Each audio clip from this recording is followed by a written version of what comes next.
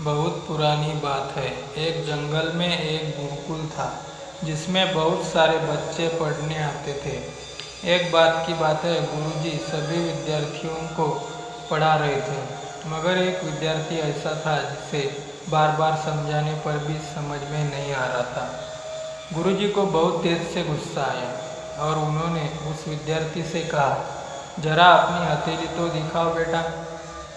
विद्यार्थी ने हथेली गुरुजी के आगे कर दी।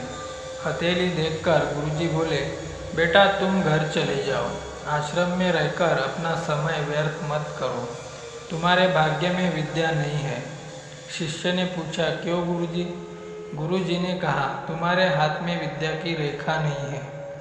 गुरुजी ने एक होशियार विद्यार्थी की हथेली उसे दिखाते हुए कहा, यह देखो, यह है विद्या की रेखा। यह तुम्हारे हाथ में नहीं है, इसलिए तुम समय नष्ट ना करो और घर चले जाओ और वहाँ अपना कोई और काम देखो। यह सुनने के बाद उस विद्यार्थी ने अपने जेब से एक चाकू निकाला, जिसका प्रयोग वह रोज सुबह अपने दातुन काटने के लिए करता था। उस चाकू से उसने अपने हाथ में एक गहरी लकीर बना दी। हाथ में खून बहने लगा। तब वह गुरुजी से बोला, मैंने अपने हाथ में विद्या की रेखा बना ली है गुरुजी।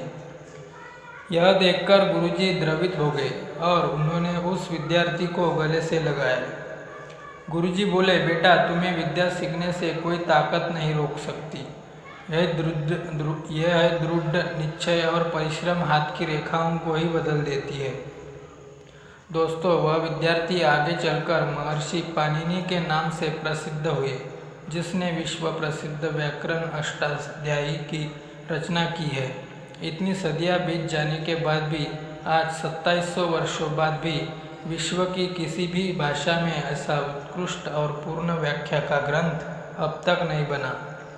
तो दोस्तों, इस कहानी की शिक्षा यह है कि लोग चाहे जो भी बोले, हम हर एक को गलत साबित करते हुए अपनी लगन और कठिन परिश्रम के दम पर जो चाहे वो सब कुछ हासिल कर सकते हैं। इसी प्रकार के बेहतरीन सूचनाप्रद एवं ज्ञानवर्धक वीडियो देखने के लिए इस चैनल को सब्सक्राइब करना ना भूलें। धन्यवाद।